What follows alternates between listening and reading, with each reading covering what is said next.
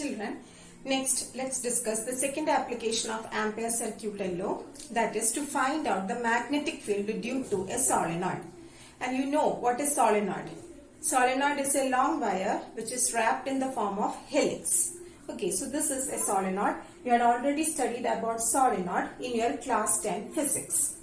And whenever the solenoid carries a current I, it behaves like a magnet and produces a magnetic field surrounding it. And the magnetic field is strong inside the solenoid. Outside the solenoid, the magnetic field is very weak, so that we can ignore it completely. Now, what is the polarity of the magnetic field here? Here, through this end, the current flows in this direction. What is this direction? This is clockwise direction. So whenever the current flows in clockwise direction, what is the polarity of that end? As per the clock face rule, the polarity of that end is south pole. So whenever current flows in the clockwise direction, that end behaves like a south pole. So this end of the solenoid is south and the opposite end will be north. So this is south pole and north pole. And what will be the direction of magnetic field inside the solenoid? You know, the magnetic field pattern of solenoid is similar to that of a bar magnet. And inside the bar magnet, the direction of magnetic field is from south to north. So here, in the case of solenoid 2, the direction of magnetic field inside the solenoid will be from south to north. So this will be the direction of magnetic field towards right. Okay, in this case. Here, we are supposed to find out the expression for this magnetic field by applying Ampere's circuital law. In order to apply this Ampere's circuital law, we need to construct an Amberian loop. That should be our first step. So here, we consider an Amberian loop like this in the form of a rectangle. And A, B, C, D. We name this loop as ABCD. We should proceed along this loop as AB, BC, CD and DA. And remember, CD of this loop lies outside the solenoid. So the magnetic field acting on this side of the loop will be 0 because magnetic field is negligible outside the solenoid. Now, let's apply our Ampere's circuital law. What is our law? Integral, closed integral B dot dl equal to mu 0 Ni. What is this capital N? This is the number of turns. Here solenoid consists of different turns. So that turn should be considered in the expression. So our Ampere's circuital law need to be modified as mu 0 capital N into I. Now, as we did in our previous case, we need to simplify this integral B dot dl. So the closed integral B dot dl means B dot dl over this entire Amperian loop. So here we are going to divide this loop into 4 parts: AB, BC, CD and DA. So our closed integral B dot dl will be equal to integral A to B, B dot dl plus integral B to C, B dot dl plus integral C to D, B dot dl plus integral D to A, B dot dl. Okay, so here we now need to use closed integral sign. Why? Because it's no more a closed integral now. We have considered each segment of the loop. Next, find out the direction of magnetic field B and dl for each part. So this is AB and this is the direction of dl for AB. The direction of dl is given by this arrow mark. So for AB, the dl acts towards right. Magnetic field B also acts towards right. So both act along the same direction. Angle between B and dl will be 0. So whenever you expand B dot dl for A to B, you will get B dl cos 0. Next, from B to C. This is B to C and dl element acts downwards. Magnetic field acts towards right. What is the direction? They are perpendicular. So the angle between them is 90 degree. So B dl cos 90. Again, plus C to D, no magnetic field acts there, so it will be 0. D to A, BDL cos 90, again length element acts upwards, magnetic field towards right, so the angle between them is 90 degree, so BDL cos 90. This term and this term will cancel. Why? Cos 90 is 0. So both the terms will be 0. So only this term will be the integral AB BDL cos 0. That means only this segment AB will contribute to the total magnetic field of a solenoid. So integral A to B BDL cos 0 will be integral A to B BDL, because cos 0 is 1. Then substitute the expression for integral B dot dl in this equation. What is integral B dot dl? We have simplified closed integral B dot dl to integral A to B BDL. So integral A to B BDL equal to mu 0 Ni. Then magnetic field is constant, take it outside the integral sign. So B into integral A to B dl equal to mu 0 capital N into I.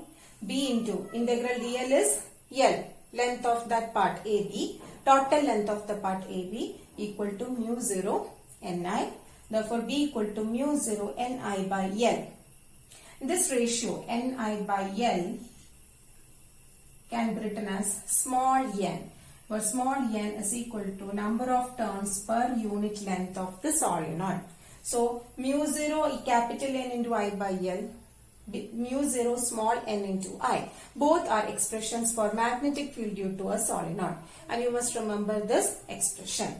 And from these two expressions, it's very clear the magnetic field due to a solenoid depends upon number of turns n and also the current I. When you increase the number of turns, magnetic field will increase. When you increase the amount of current flowing through the solenoid, magnetic field will increase. And one more factor is there. If you insert a soft iron core into the solenoid, again the magnetic field produced by the solenoid will increase. So the magnetic field due to a solenoid can be increased by three factors. Increase the number of turns, increase the amount of current, and also insert a soft iron core into this solenoid. Remember these two expressions, it's very important. Magnetic field due to a solenoid, mu 0 capital Ni by L, mu 0 small n into I. It will be useful for your coming chapters also. Okay children, practice these derivations thoroughly. Children, next let's discuss the third application and the last application of Ampere circuit law, that is magnetic field due to a toroid. So what do you mean by a toroid? A long solenoid bent in the form of a circle, that is a toroid. So we discussed the case of a straight wire, solenoid, and the last case is toroid. When we bend solenoid in the form of a circle, it will form a toroid. And this is a toroid. Okay. So current flows only through the middle portion or middle curve of the toroid. No current flows through the inner curve and the outer curve of the toroid. And we have divided the curves into three: C1, C2, C3. C1 is the innermost curve, C2 is the middle one, and C3 is the outer curve. Okay. So let's apply the Ampere circuit law. And here one more thing is there.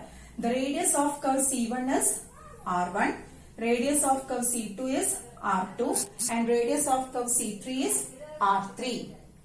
And current flows only through the curve C2 in a toroid. Okay. So here we are discussing the cases of three curves. So there will be three cases. Case 1 is about curve C1. What is the magnetic field produced by the curve C1? Children, apply the Ampere circuit law. Integral C1. We are integrating over the curve C1. So closed integral C1 B dot dl equal to mu 0 I. And as I told you before, no current flows through the curve C1, or no current is enclosed by the curve C1.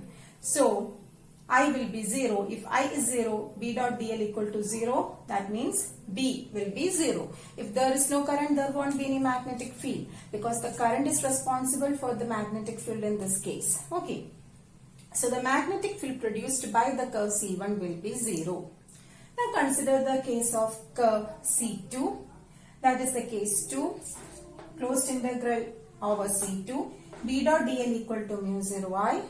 Here, current flows through the curve C2. So, current is enclosed by that curve and there will be a magnetic field. And that magnetic field and the length element will be parallel to each other. So, the angle between them is 0. So, B dl cos 0 equal to mu 0 I. That is B dl equal to mu 0 I. And take the magnetic field outside as we did in our previous case. B into integral dl equal to mu 0 I. And in the first case we have seen what is integral dl in the case of a circle. When you integrate dl, you will get the circumference of that circle. And here what is the circumference of this curve C2? 2 pi into its radius. And what is the radius of C2? It is R2. So the radius of curve C2 will be 2 pi R2. So here integral dl will be 2 pi R2 equal to mu 0 I. Therefore B equal to mu 0 I by 2 pi R2. So this is the magnetic field produced by the curve C2. Next we have last curve C3. And what is the magnetic field produced by C3? Here integral B dot dl equal to mu 0 I. And as I told you before, no current is enclosed by the curve C3. So I is 0. Then since current is 0, magnetic field also will be 0. So the magnetic field is produced only by the curve C2 since current is enclosed by curve C2. Okay children. So this is the magnetic field due to a toroid. So children, that's all about the Ampere circuit law and its applications. With this I am concluding my session. Okay, the notes of this topic and YouTube video have been uploaded. Please go through it. Also learn the notes very well and attend the test. We will meet in the next session. Till then, take care, stay home, stay safe. Thank you.